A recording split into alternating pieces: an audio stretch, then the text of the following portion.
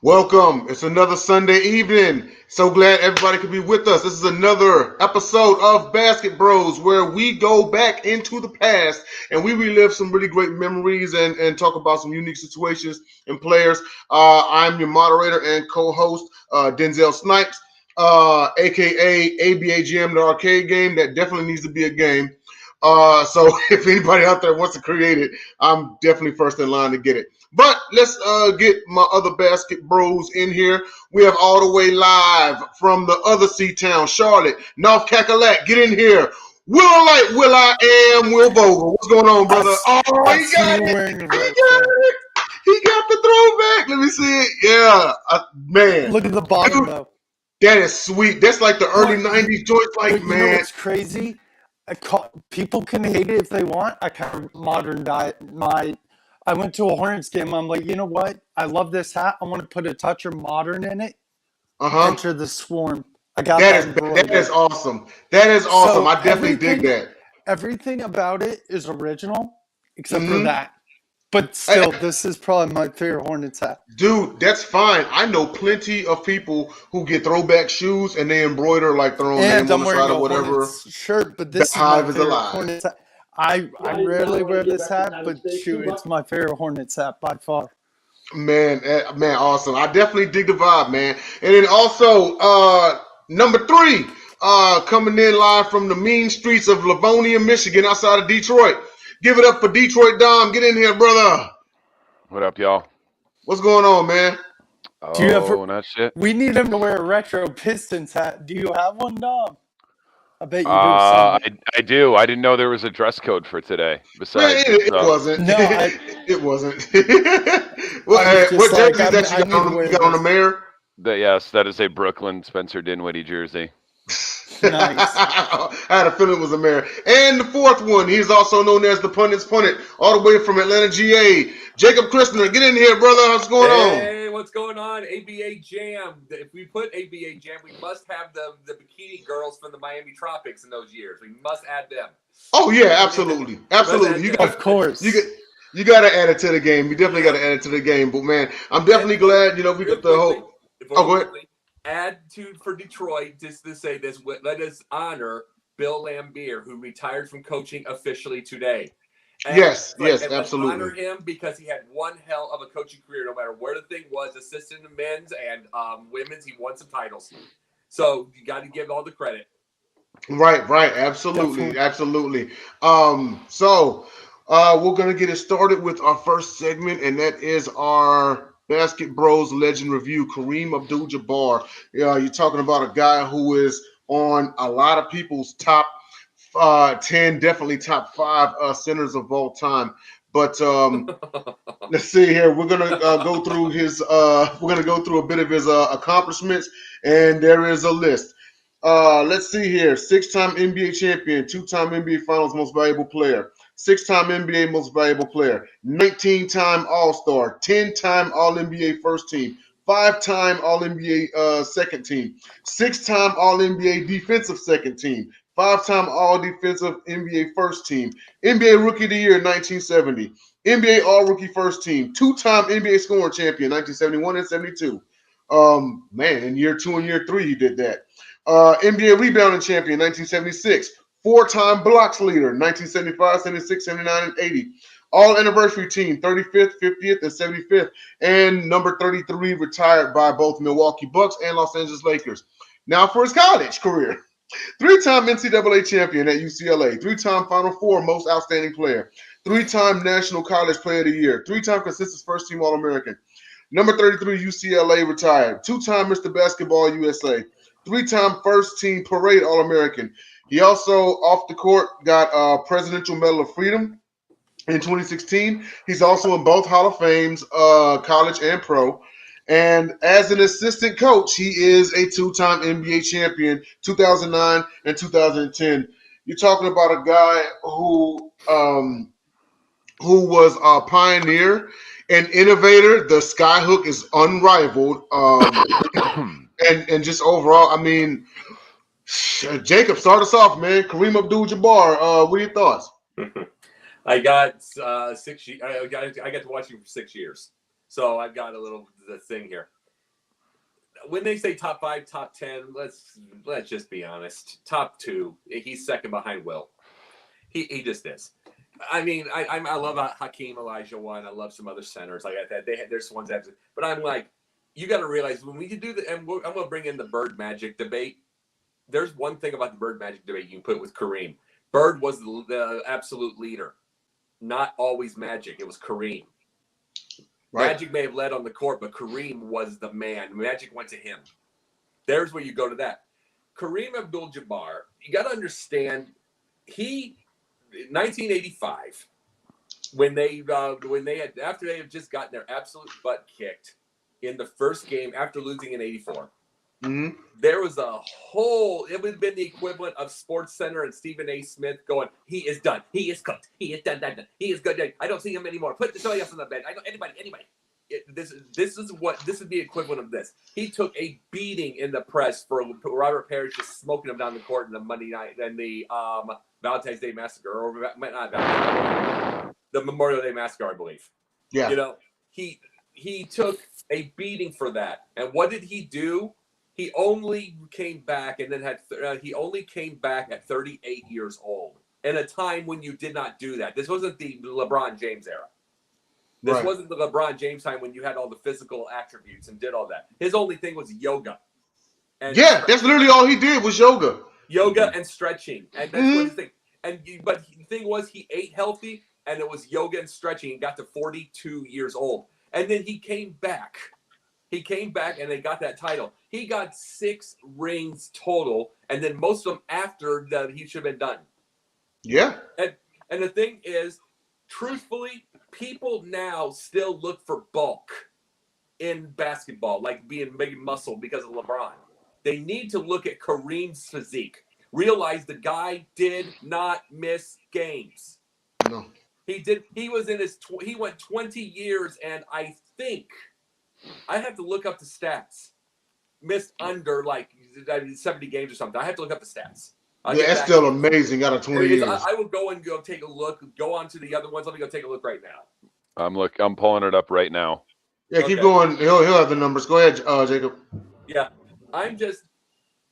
the biggest thing about it is that's the physique that people need to look at in the day and age of everything, especially when all the big bulky guys keep getting hurt. And they keep having to take rest. He took no rest, and he was 20 years in the league. Yes. You want to hear his games played? Go ahead.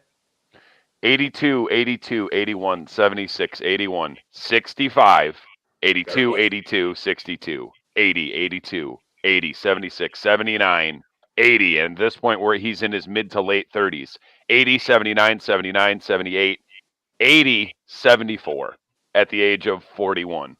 He missed, maybe like 5 games in the last 4 years of his career at age 38 and over. And in total, you're right. Probably about, maybe not 25 games, less than 50 in 20 years. Less than 50 in 20 years. That's an average of about 1 to 2 a season. Joel Embiid misses 50 games in 2 seasons. Joel Embiid misses 50 minutes per game sometimes. I did the math. I was arguing with my co-host from the Gauntlet last night, James Tatum. Joel Embiid has missed exactly, like the fraction comes out 0.666 repeating. That's the number of games he's played in his career. Not including the 2 years that he missed with the foot injury. That's nuts. That is like 1 out of every 3 games, Embiid not playing. So this is what I talk about, though. Is that's the physique, even in this day and age. I'm not saying people don't lift, but they need to learn flexibility. Because they're obviously not, because they keep pulling and tearing things. And it's like they need to learn, they need to go to, why isn't Kareem a consultant on fitness and physical therapy and nutrition? I wonder if he actually was offered that, but he just declined it for whatever reason. But I agree with you. To me, he didn't have big, bulky muscles, but I'm like, guess what? It still worked. It worked. He didn't miss anything. Yeah.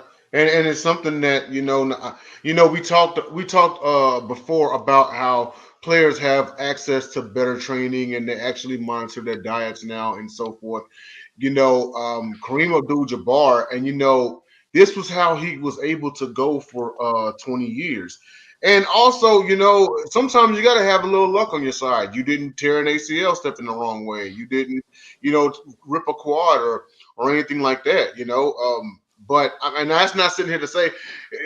Basically, when it comes to staying healthy, of course, there's going to be a little bit of luck involved. Now, of course, you're going to have to put it forth the discipline and the training and the dieting and everything like that. But there is still some luck involved. Like, I mean, you could tear your quad off the bones literally stepping the wrong way, non-contact. It happened with Triple H twice. People tear ACLs. Deshaun Watson tore an ACL non-contact injury. So there's a little luck involved too. Go ahead, Jacob. Well, watch also, and I apologize by the way for interrupting.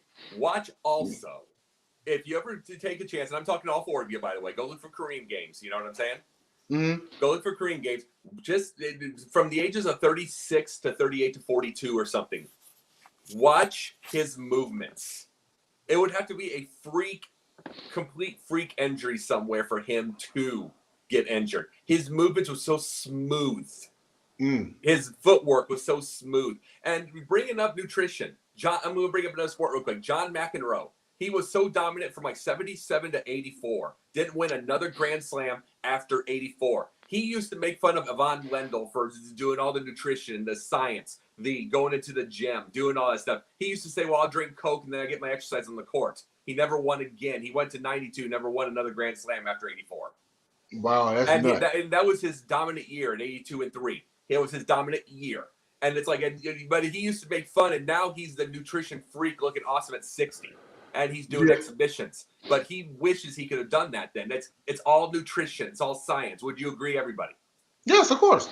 Yes. Of course. That's why, like, whenever you hear DK Metcalf say, oh, all I do is eat once and eat 3 bags of candy, like, a day. Well, of course, he can say that. He's what, 23? 24. Let's see if that's the 24. Let's see if that's the case when he's 34. Oh, no, at 28. At 28, he'll tear something.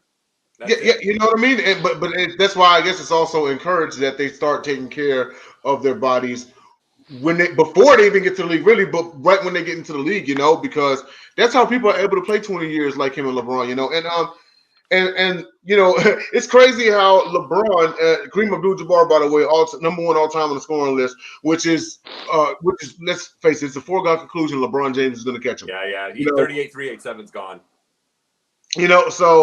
But to people out there, and I'm going to pass this to Will, but I'm going to just say this. The people out there who are claiming that LeBron got a longevity achievement have that same energy for Kareem, because how many years did he play? 20 years. With that being said, go ahead, Will, your thoughts on Kareem Abdul-Jabbar.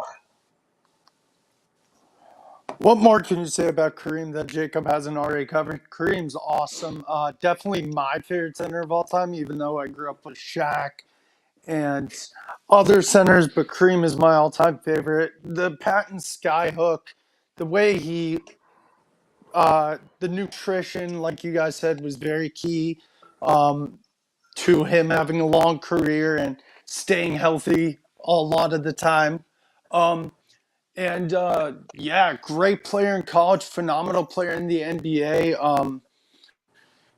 Everyone thinks of him as a Laker, but he also won a championship, I'm pretty sure, with the Bucks and Oscar Robertson. He did. That was a young Kareem, fresh out of college. The guy Kareem yet. It was Lou Alcindor. Louis Alcindor. And he was just. I've watched clips of him in the old Lakers on YouTube, and I've seen him on like NBA TV, and guy was a gazelle out there. I know that sounds weird, but like, no, it's not far off. It's not at all. Like, he played with such grace and fluidity. It was similar to Wilt in that aspect. Exactly, and it was just beautiful basketball. Absolutely. That's all I've got to say. Dom, passing it on to you. But before you go on about your thoughts, I do have a on-the-spot question for you. Off the top of your head, where would you rank, as far as dynamic duos, Kareem Abdul-Jabbar and Oscar Robertson all time?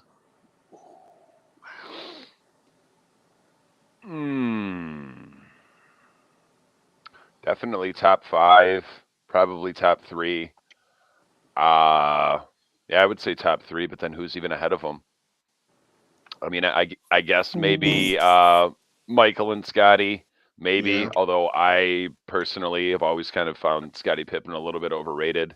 Like when they first came out with that 50 best players and Scottie Pippen was on that list, I was like, this list kind of lost some of my respect. I mean, I like Scottie Pippen. He's a great player. He's kind of seems like something's going on up here with Scottie Pippen these last, I don't know, 5 years or so. The stuff he says Hey, is did you, just Oh, it getting. did you see has. Scotty? Did you see Scotty trying to get forgiveness now?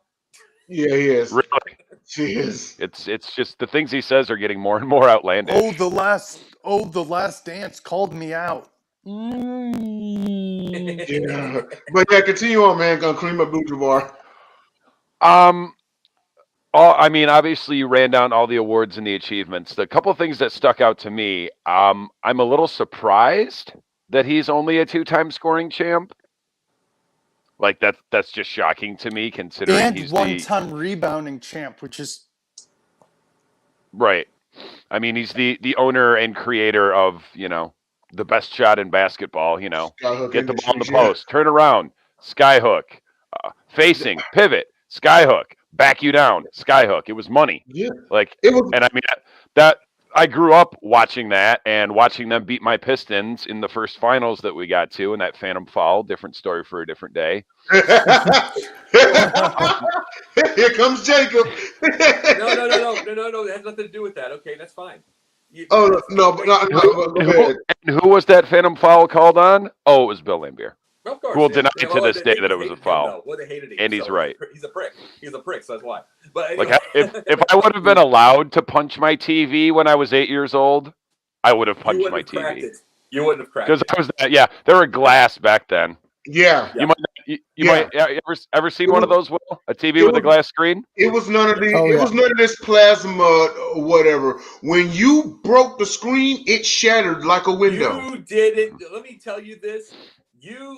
I am older than pretty much every bit of you. Yeah. We had the big set top box. Yeah. We had the flip. Okay, we had I am the remote control. Jake, go turn the channel. We had no. Yeah. Yeah. Yep. These great The rabbit ear antennas. Yeah, I lived that. Foil on the. I know you know about that, Dom. Foil on the antenna. Yeah, we did that. But you bring up the skyhook, man. I'm gonna tell you something, dude. I don't care how tall you are, whether you're 7 feet 5'10" or 4'8". That is a difficult shot to make. Has anyone on this panel ever tried that shot? Yes. That is a difficult shot to make. The fact that he could do it with precision, dude. No, it's because where are you? See, the reason it's so hard is because where's your wrist? Where's your wrist when you are but now because if it's in the wrong spot, it's going airball. Goes on the one to the left hand. Right. Right I mean, it helps when you're 7'1". For the one season in my basketball league that I was foolish enough to think, all right, I'm going to develop a post game. Started working on that hook shot, and I'm like, man, it's hard. This is not easy. Here's the thing, Jacob. It is about where your wrist is, but here's the part. You're not looking at your wrist. You're looking at the basket. So you're guesstimating that your hand is in line with the basket when you let the ball go. Right. I mean, it helps when you're that tall and your arms are that long, and you're pretty much just throwing it like I'm tall, for a white guy and a non-basketball player, but big difference. A 6'2" guy with no hops trying to shoot a hook shot versus Kareem. And he was always so close to the hoop. It was just that was the thing that made me so mad because I hated the Lakers. I still do. It's like 70% of the time when he shot it, it was like, okay, that's going in. Yeah, go ahead, Jake. Sorry, I'll go on with this. I'll get you. Well, I'm sorry. The biggest issue I have is because LeBron takes off. I can't give him the same longevity as Kareem. I can't. It's like, especially when Kareem didn't take off because of anything. He was not. And the thing was, he really didn't get hurt. That's another thing I was gonna say. Like he may have only had 1 or 2 like injuries in his career, but I promise you, there's games he went out there and played when LeBron would be sitting. Like, when he gets a hangnail. Exactly. Probably. I mean, we also forgot. well, I think that isn't there an award named after him now, like the community service or lifetime achievement Social justice in the award. NBA? social justice award. Social Yeah. justice. I want to know which deserves what prevented him from being an all-star all 20 of those seasons, because that was one of the first things I saw when I was doing 42. my He was 42 years old. He's averaged 10 What, points in his final year. No, he was an all-star that year. I would have thought the same thing. What The year, 1 year what he year was did he make the All-Star game? suspiciously in the 1977-1978 season. He was 30. Granted, he did miss 20 games. He probably missed But early. I mean, he still had great numbers. He probably missed early. 77, 78. I'm looking real quick to see. Okay, he didn't win like he wasn't scoring champ or anything like that. But right. Yeah, I mean, yeah, that is nuts. How was he not winning? No. He probably, somebody he missed them all early. He probably missed them all early.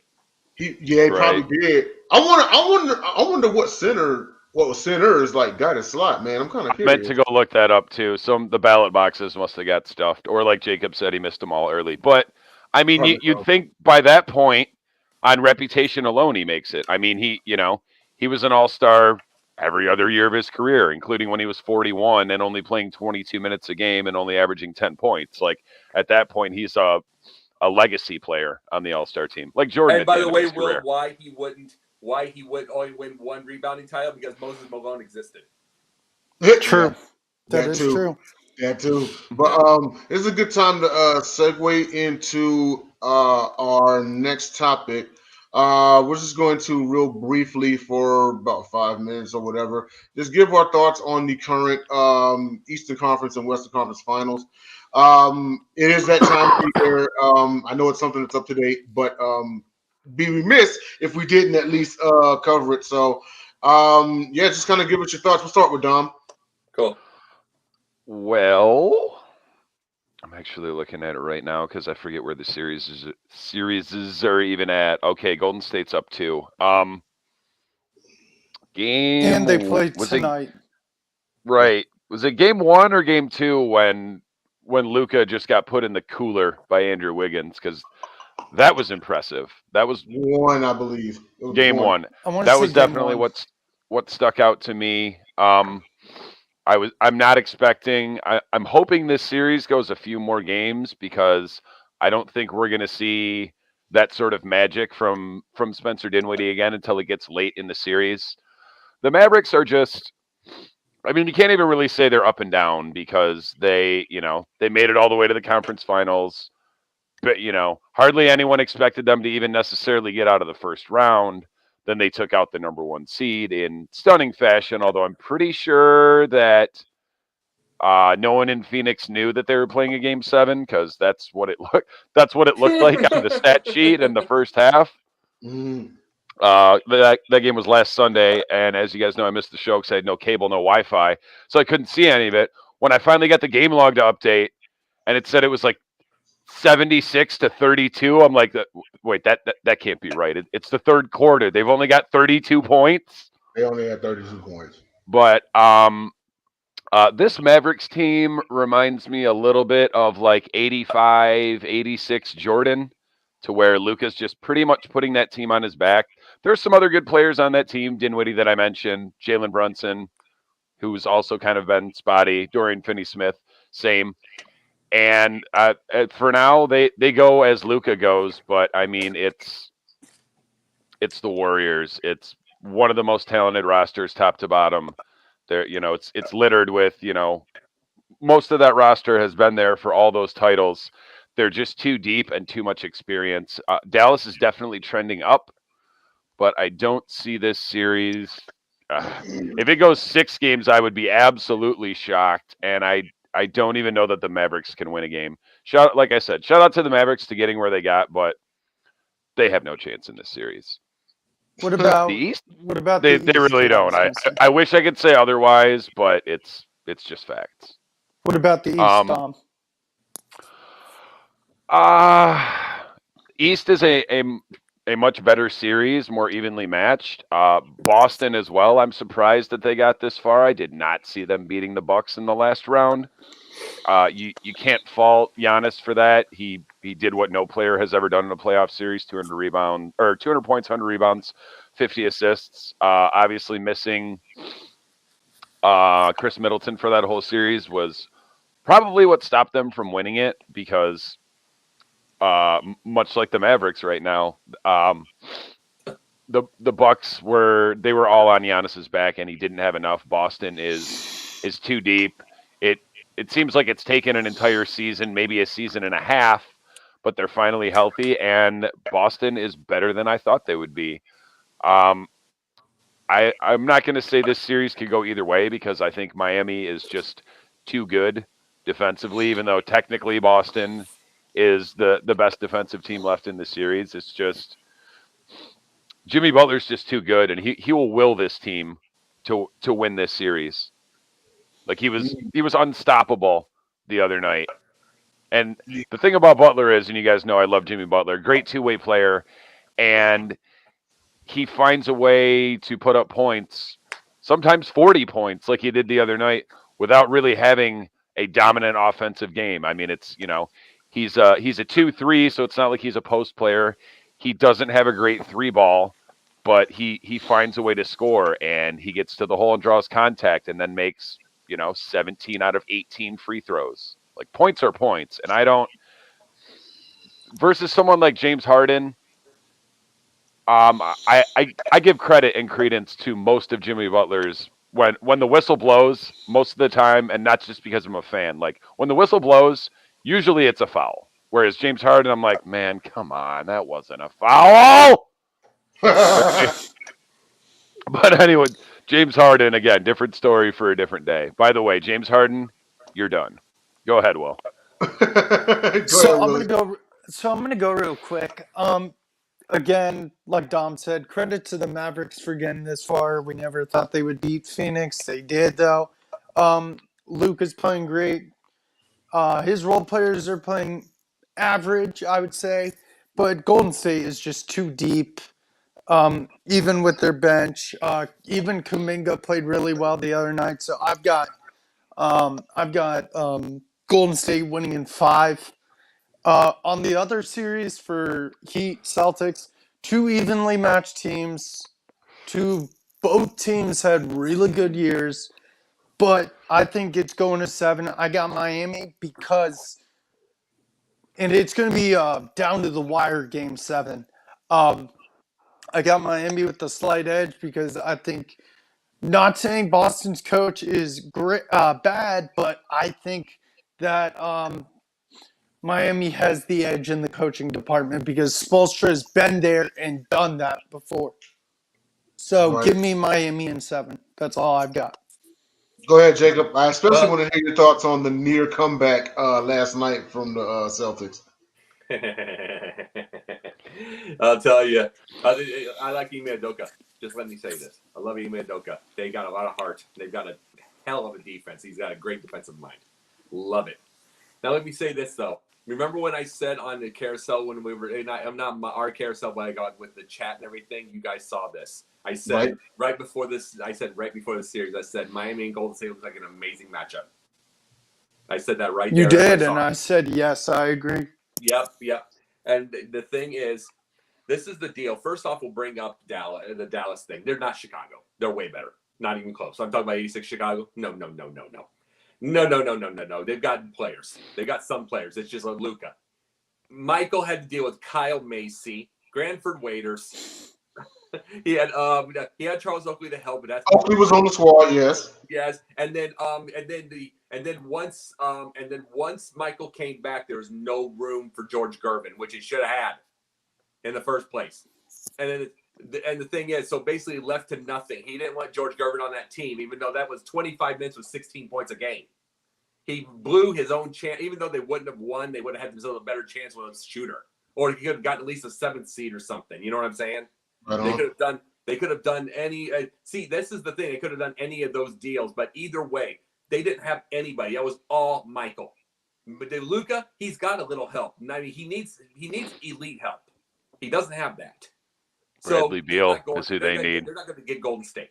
They're not getting them. far as they're not getting them, there's no way. I can see 5. That's about it. Maybe get 1. Maybe be down 3-0 and get a 3-1. I'm just saying. Then, as far as I love Ime Udoka. I do. I love the defense. You know what it reminds me of a little bit? A poor man's version of the 40 Minutes of Hell with Nolan Richardson. Good one. Poor man's version, because they don't go craziness. They don't go craziness the whole time. I mean, these are professionals. Remember, 40 Minutes of Hell with Nolan Richardson. You had to go every minute. So the thing is, but when I say poor man's, it's because they step up the pressure when they need to. They really do. And when they step up the pressure, it's old school pressure on defense that we don't see in NBA right now. So I appreciate it. But think of Miami. Think of where they are. I mean, this. They've been to 5 championships and won 3 rings in their lifetime in 35 years, and they're going to have to go to number 6 and possibly win a 4th. Who knows? And it's like they are just so consistent each and every year in just some way. And it's like it's just going to be tough for Boston to take this one. I like Boston. I like what Udoka's doing, but not this time. I can see 6. Okay, absolutely. All right. And well, we are actually at the midway point of the show. Dom, since you like to explain it so graciously, tell us about the Score No Score app. I love this. The Score No Score app is for all of you prospective gamblers out there, or you gamblers that don't know anything about sports. You don't necessarily need to. You can bet on it's NBA. No, it's NFL and Major League Baseball. There's any prop bet that you can think of, it's a possibility. Between innings, you can bet on how many, like, is the next batter going to get a single, a double, a triple, a home run, strikeout, an intentional walk. You can bet on, how many strikeouts will why can't I think of a pitcher off the top of my head? Clayton Kershaw. He's still healthy, right? I usually like to make fun of Jacob deGrom. You can probably go on there and bet about how many pitches Jacob deGrom throws before his arm falls off again. Or how many he gets injured, or when he gets injured, which inning. Right.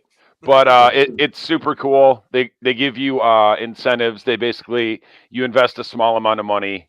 It's broken down into coins. They give you a bunch of their coins. So you're playing with a lot of house money, and it's an easy way to make money gambling on sports, and it's fun. It's interactive. It's on all platforms, iPhone and Android users. We didn't forget about you either. We don't like your green messages, but we like your money.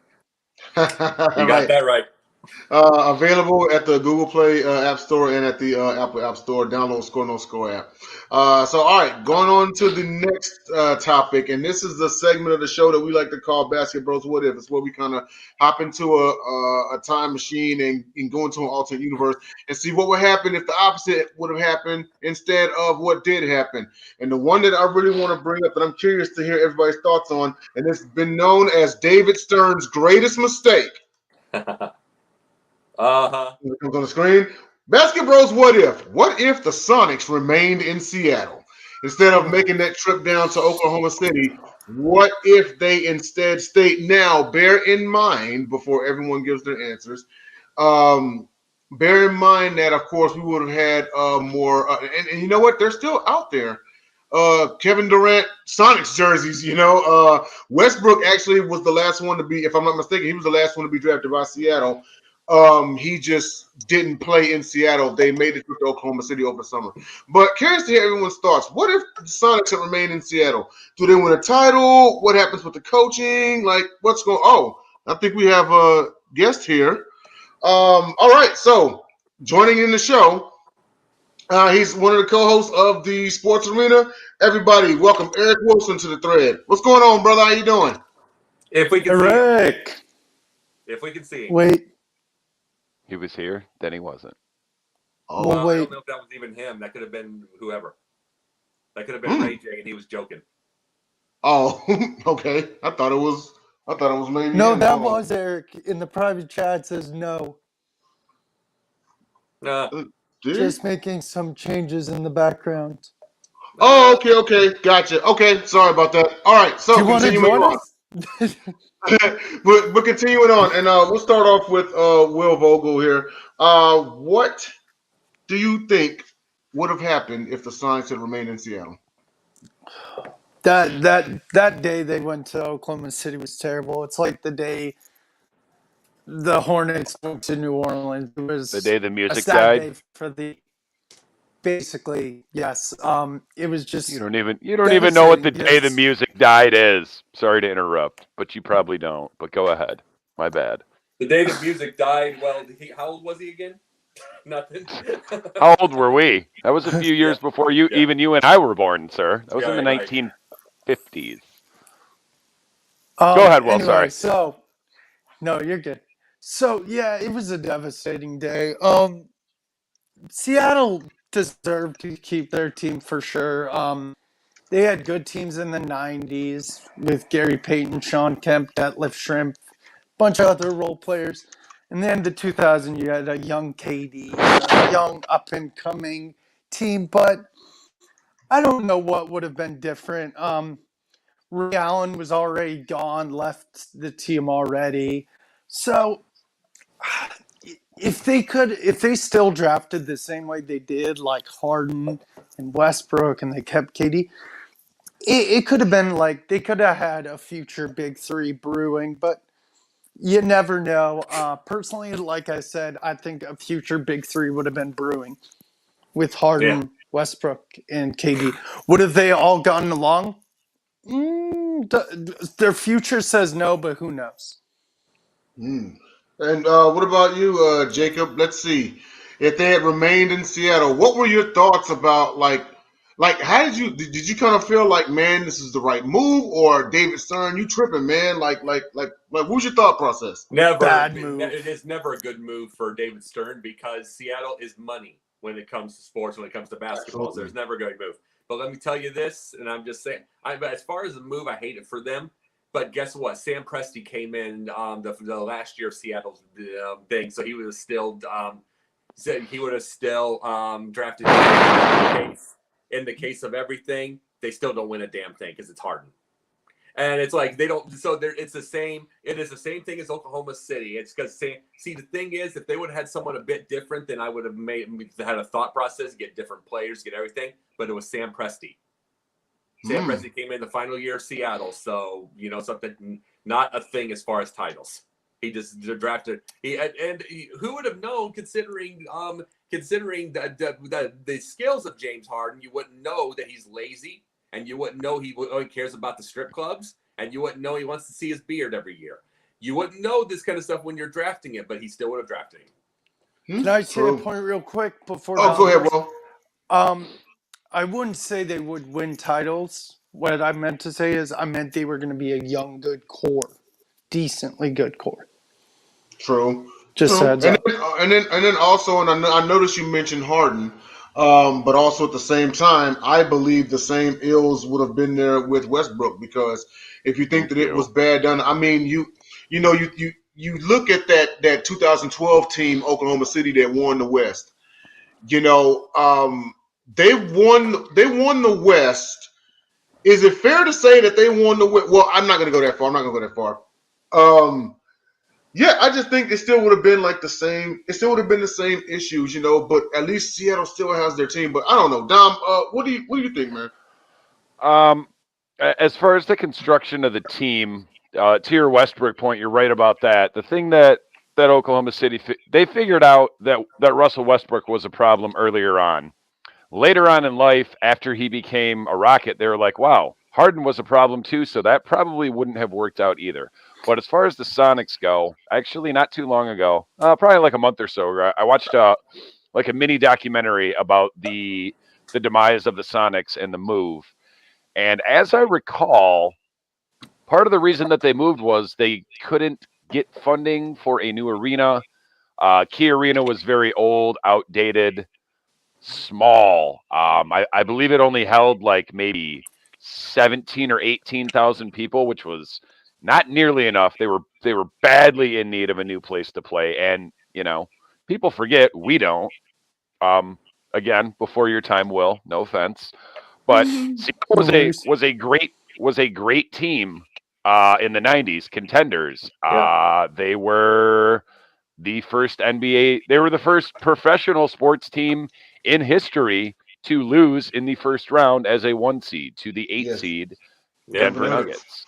Yep. I remember Well, watching see, that, and Sean Kemp was like on the floor rolling around crying and like Dikembe. clearly out of sadness, and Mutombo was shedding a lot of tears as well. That was like what, happiness. 1994? 4. 94. No. Yes, It was the same year the Rockets won it. Yeah. yes, Here's yes. the thing. The OJ finals that we No. that we Let always me look say back this. upon so fondly. Let me say this. I don't know why they couldn't get any financing in Seattle. I mean, they had Key Arena. You had all the cocaine in the world. I mean, but still, it's like, but no. People ask me. There was actually someone that asked me probably a week ago or so why I give all the hell to Harden. I don't give it to Westbrook. That he's still there, you know. And I'll tell you why. The reason I understand Westbrook. I understand he's been pretty choke-tastic too, you know, and everything like that. But see, when I see not Harden, when I see Westbrook, there are times where it shows that his choke-tastic is based off the fact he is overplaying. A lot of it is overplaying. He's doing everything. It is Usage. Every little detail. Yeah. But and then he might mess up, but he'll keep going. I mean, look at the numbers he has had. I mean, the averaging triple doubles. So he's overplaying. Dude, when I see Harden, he plays so lackadaisical in the biggest games to force the star to play hero ball every time. And considering Houston didn't have another star, that made it harder.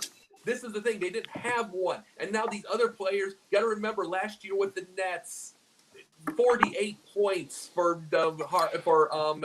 KD. Yeah. Then this time around again with after the foul out in game 3 against the Raptors first round. After Harden fouls out, they make a comeback. Then the big 3 by Embiid. It's like you're forced with that man. You are forced constantly to play hero ball because he will not put the effort ever. He has not done it any of his years ever put that kind of effort. Right. Yeah. Just to, and you know what? Just to touch on Jacob's point before we segue into the next topic, Kobe Bryant himself said in an interview, and I'm sure you all have seen this, that he said James Harden will not win a title with that style of play in Houston. However, he has no choice but to play like that because the second and third options are always hurt. So it's just an unfortunate scenario. I mean, we could sit here and we could say, oh, well, he's playing hero ball. Well, when you have no choice, I mean, like, you know, so you kind of don't, you kind of don't blame him, but you also acknowledge that, yeah, he needed a second piece, a healthy second piece if he was going to cross that hump. Yeah, Also, but that second piece would have had to play hero ball. That's the thing. In his game 6s and game 7s, he plays so damn lackadaisical. For somebody, when a team is in trouble, he plays so like he is on weed, on a big bag of weed. James Harden almost had me fooled towards the end of the regular season. I'm like, wow, maybe this man's really changing his game. Like he's shooting less, he has more assists. Somehow, I went brain dead and forgot about playoff Harden, so I wasn't surprised at all. But you almost had me, James Harden. You almost had me. You never had me, James Harden. You never had me. Never will have me. You will lose next year too. All right, well, we're gonna segue here into the next topic, and so Greg Oden, he was a number one draft pick out of 2000 from 2007 out of Ohio State, and he's been labeled as one of the biggest busts in NBA history. He was a consistent second team All-American. He was an NABC Defensive Player of the Year, Pete Newell Big Man Award, first team All Big Ten, Mr. Basketball USA, Naismith Player of the Year, two-time Gatorade National Player of the Year, McDonald's All-American, Indiana Mr. Basketball. His total NBA career statistics: he had 840 points, 656 rebounds, and 130 blocks. Selected by the Portland Trailblazers, number 1, I believe, overall. Yes. But we all know that his career was injury riddled. So this brings up an interesting point, and we'll start off with Will and go around here. Basket Bros, what if? What if Greg Oden doesn't get injured? Start it off, Will. So yeah, I remember when they drafted him number 1. I thought he was a decent player, but I still would have. I preferred that year, and I knew he was the better player. I preferred Kevin Durant as the number 1 pick, but we are talking about Greg Oden. Greg Oden, imagine if he was healthy, if they drafted Lillard in a few years. They still drafted CJ McCollum. They had a healthy Nick Batum. They still had Brandon Roy. Brandon They Roy. still Brandon Roy. Golly, man, like, And no, wait, and LaMarcus Aldridge. and they had Aldridge. They could potentially be one They of the could have best teams. They could have won at least, in my opinion, 3 titles. But yeah, because you got Brandon Roy is a great shooter. You got Nick Batum, who was a good shooter. Aldridge was a great player in his own right. Still, you got Dame Dollar, and then you got CJ. So it makes you think, what if? And man, I always think of that one too, because that team would have been stacked. Yes. Go ahead, Dom. What are your thoughts if Greg Oden doesn't get injured? I kind of saw the writing on the wall.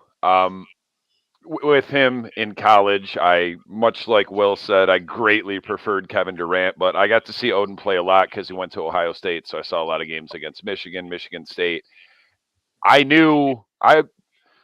Maybe no one, there had to be other people that weren't shocked. I, for one, was not shocked at all that his career played out the way it did. I didn't think it would be that bad, but just watching that guy play in college, I'm like, how old is this guy actually? How old is this guy actually? And he ran out of energy, like. Right. I'm like, how old is this guy actually? And how old are his knees? Because, I mean, it was off rips. He started having knee problems. I think he already had knee problems in college. Microfracture surgery left and right. He's currently 34 years old. Great job, Will, refreshing us on everyone else that was on that Portland roster. Yeah, I think if Oden is as advertised and has a healthy career, they win a couple titles out there, which probably stops LeBron from getting 1 or 2 of those, which clearly I'd be all for. But yeah, it's unfortunate. Feel bad for the dude. You know, I never really heard a bad thing about Greg Oden. It's Sam Bowie part 2 in my mind in a lot of ways. All right, Jacob. So, and then also considering that at that time period, because the Lakers had won the West in 09 and 10, winning the NBA title in 2010.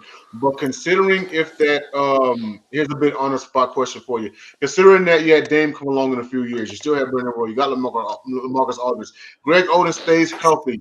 So, just a little on the spot question, and then you can continue on about your thoughts about if Oden doesn't get injured.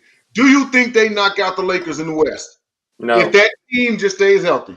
No. But let me say this part here. Let's think about for 1 second. Let's remember, this is where I always attack the fantasy dweebs.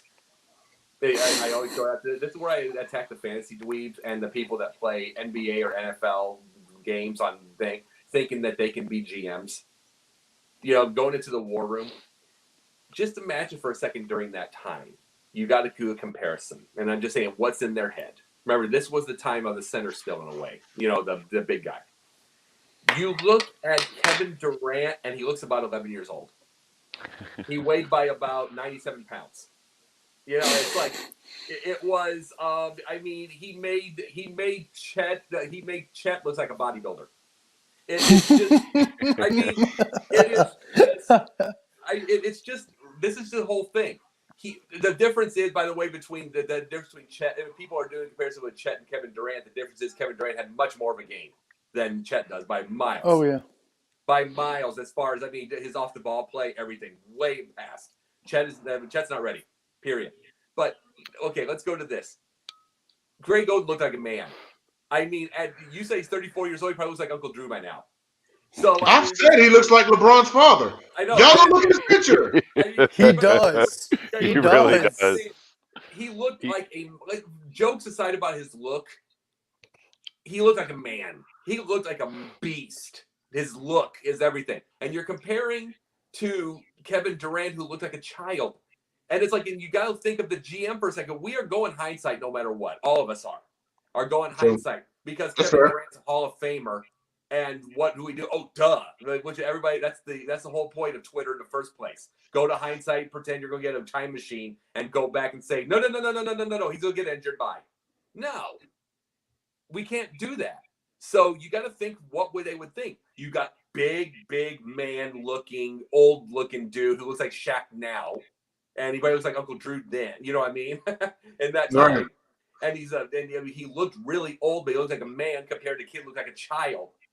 And considering where nutrition was in that time, you aren't thinking about his needs, Greg Oden's needs. You're thinking about the durability of Kevin Durant weighing 97 pounds and seeing if he would gain any weight. So you got to think that. As far as knocking out the Lakers, no. Even healthy, I don't think he had enough offense. I think he would have been a great defender.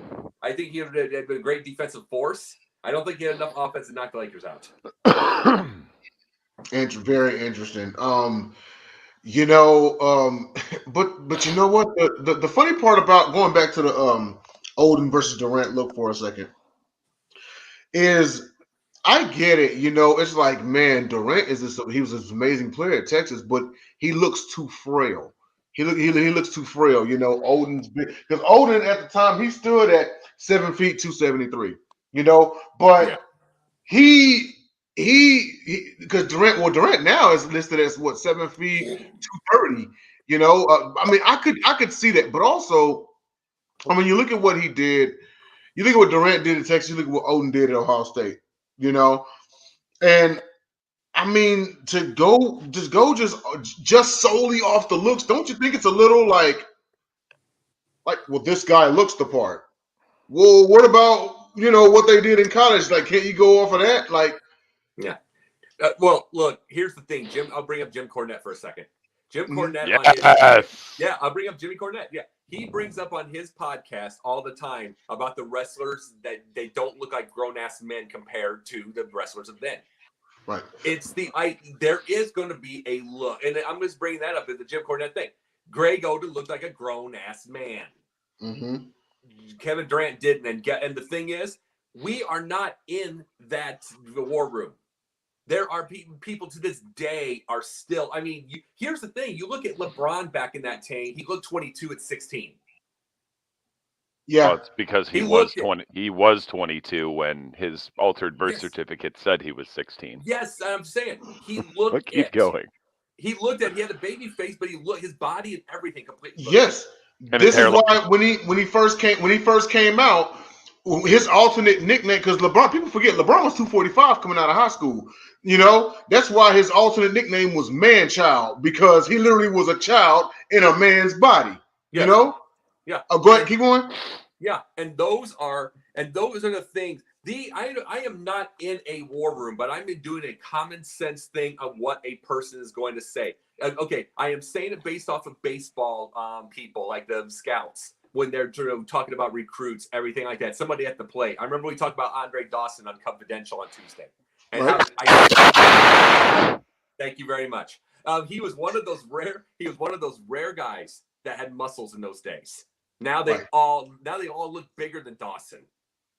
And it's like they're going to say, every one of those scouts are going to say, and it's reality check, grown ass man. True. Grown. And it's like, and you are going to do it in basketball. They're going to do it in football, especially the quarterbacks now. You're not going to see Drew Breeses and stuff too often anymore, or the thing anymore, because no matter what we have Kyler Murray. You're not going to see that too often. People still love 6'5", 235. They do. Behind there. It's always, when you get those GMs, they're always, first thing they're always going to say, and that is reality. Grown ass man. Now, in your quarterback comparison, bear in mind, okay, you got Kyler Murray, who's he's listed at 5'9", he's probably 5'8", 5'7", yeah, and he's about the 195. I think it is. When he went to the combine for his weigh-in, he actually weighed in at 207, and everybody was like, yeah, he drank a lot of water. Dude, really probably 195, 198. Now they have to be careful with that size comparison because Mark McGuire's brother, Dan McGuire, is still the tallest quarterback to start in an NFL game. He was 6 feet 10 inches tall, and homie was garbage. Yeah, you know. Then so that's why you can only carry that look premise so far. I get it. We're not all in the war room. We're not all thinking what I that wish thing. we were. I And, wish all of us were. We can get the. I mean, personally, I would take all 4 of us into that thing. Just watch. Maybe we can give tips. Maybe on stuff like that. But these are people that are law degrees. They're gonna have all stuff. They get scouts all the time. I personally wish we could. I can guarantee most of the people on Twitter would faint in 2 minutes. True. But I'm saying that's the thing I want to bring though. You're right. You have to take grown-ass man with a grain of salt. You do. But Dan McGuire. Wow. But that took me back. Huh? I said Dan McGuire. That took me back. That almost took me out. I saw it. I watched it. I get it. But it's like, no. But the thing is, in the end, they're not going to learn from Dan McGuire. They're not going to learn from that guy ever. They're not going to learn from that because in the end, you're going to get a Dan McGuire, and then you're going to get you're going to get all of your other big guys that stink. Your Brock Osweilers. You're going to get that, but you're also Todd Marijuanovich. Yep, you're right. You're also going to get Peyton Manning, 6'5". You're going to get Tom Brady, 6'4". So they're going to. Those are 2 of the greatest of all time. They're going to forget Dan McGuire forever. They will not forget Dan McGuire if like Tom Brady is 6'1" and them 6'0", 6 foot. But they will forget Dan McGuire when you got 6'4" and 6'5". Yeah. They will. Yeah. And it shows there's an opportunity. There's a possibility. We're going to keep going. True. You were going to say something, Will? Nope. Oh, okay. Well, we're in the last 2 minutes, so real quick, we're gonna do this very last segment, and that is our retro game throwback NBA Jam Tournament Edition. Okay, so I remember when this game first came out, and me and my cousin had went to the mall, my mom, and my aunt, and we got this game. He got it for Sega Genesis, I got it for the SNES. This was one of the best, one of the best games I owned coming up. One of the best ones. Everybody knows how the original NBA Jam was, but with this one, you actually had hot spots where you could hit like 4-pointers, 5-pointers, 9-pointers. You could dunk from full court. You could dunk from full court. You had like icons to where you could teleport pass. It was just so many additions. Then they also had a cool thing where they actually had a substitution. So in the original NBA Jam, you had just 2, but now you actually had a substitute. Get this. Whenever you beat the game, you got expanded roster. So most teams got like a 4th and a 5th man. They also had an all rookies team. As a matter of fact, my favorite combo of all the rookie teams was Jason Kidd and Grant Hill. And then after you beat the game, all the rookies went to their teams. So Kidd went to Dallas, he joined Jim Jackson and Jamal Mashburn, and Hill and Alinka Dare went to the Pistons. I know you remember that guy, Dom, but yeah, man, classic game during my youth. I don't know about anybody else, but we'll start with Will, man. Give us your thoughts about the game. I don't know if you played it or not or looked it up, but. So I probably, if I had to guess, played this on a retro arcade somewhere. But yeah, I looked up this game, and NBA Jam is forever iconic in video game history. It's probably not as iconic as like Mario Bros. Or Pokemon, but NBA Jam, whenever you think of NBA video games, when I grew up with 2K, but whenever I think of video games, the first one I think of is boom, NBA Jam. Right. Absolutely. That's all I got to say. Dom, what about you, man? Three words. He's on fire. Bet. It's funny. Yep. I was just looking for it because I've held on to it to this day, and I saw it somewhere around this basement. I had the and it was like 200 pages long with all the cheat codes, all the players. You could get you could get Benny the Bull. You could get the Charlotte Hornet mascot. You could get Fresh Prince and DJ Jazzy Jeff. Mm-hmm. And what was I going to say? Oh, several years ago, I was in Chicago at an arcade bar called, and I'm drawing a blank on the name, and I hate myself for it. You're drunk. No. This is Walter, and this was Fago. Thank you. Oh, it's killing me. I can't remember the name of it now. Beercade. Of course, it had beer in it. It did. Well, I mean, it was, and I mean, this place was huge. Had to be. It was the size of like an empty Home Depot, and there was a few bars and arcade games, but we didn't even know this place existed until like 2 in the morning, and the bars there closed at 3. And I had just finally gotten through the line to get on the stick for NBA Jam, and I was going to start betting people, meaning letting them blow me out, then losing by 5 points, then playing for $20 a game and just housing Playing a them. ringer. Right, and be like, you want to play double or nothing? Yeah. Oh. Yeah, you were not beating me in the heat with Glenn Rice and Bimbo Coles or Steve Smith. You just weren't. I couldn't be beat. Your thoughts, Jacob. Keep in mind, I remember that the lineup for that game for the Celtics was, get this, D. Brown and Dino Raja. See, trust me, I know this. Trust me on this. I got a story. I'm in college. I'm in college. We got a tournament. We do a tournament in our student union. I mean, and it's an NBA Jam tournament edition. And I'm like, I come in really, really late. I'm saying I'm coming in. I think I'm just walking in. I'm bored. I walk on in, and they're having. They need a couple more. Of course, I join, and there's another guy that joins, and we become the final seeds, quote unquote, in this thing. So he and I play first. It's the stupidest thing in the world. We play each other first. I play as Boston, D. Brown, Dino Raja. You know, that's sort of, he plays. I forget who. I think it's Charlotte or something. Whatever. You know, either way, he can't play worth a lick. I'm not wonderful. It is terrible. But I get a thing. I beat him at the buzzer. I think I could 5-pointer or something. Whatever. One of those things. So I get the next round. I get the 1 seed. I don't know who the hell seeded this thing. Oh, he has the heat. The Glenn Rice thing. If I scored 20 points, I couldn't even bet you I scored 20. If I scored 20, it'd been an absolute miracle that proof of miracles existed. He smoked me. And it was like, that was the end. That is my story of playing that game at a tournament. I got through one round. I got through one round. That's good. That is crazy. And you know, you bring up the Charlotte Hornets. On that very game, on the Charlotte Hornets was Dell Curry. He produced a guy named Wardell Stephen Curry. You should look the guy up sometime. But that's all the time. I don't know who that is. The Hornets were great with Larry Johnson and Alonzo Mourning. Yeah. No, he just smoked me, but the guy didn't know how to play the game, so I should have been killed anyway. But I'm just saying. That's crazy. Well, we are over time, gentlemen, so we do have to wrap this up. I want to thank everybody for tuning in to Basketbros. Going in circle, Will, where can we find you, man? You guys can find me on, normally during the NBA season, NBA Carousel, hosted by Megan Price. The Sip Off Thursday nights, hosted by Megan Price, Jahan Phillips, and Anthony Brown. Saturday, The Gauntlet, hosted by JJ, James, Dom, and Jay. And then Sunday nights here with these guys. All right, Dom, go ahead, man.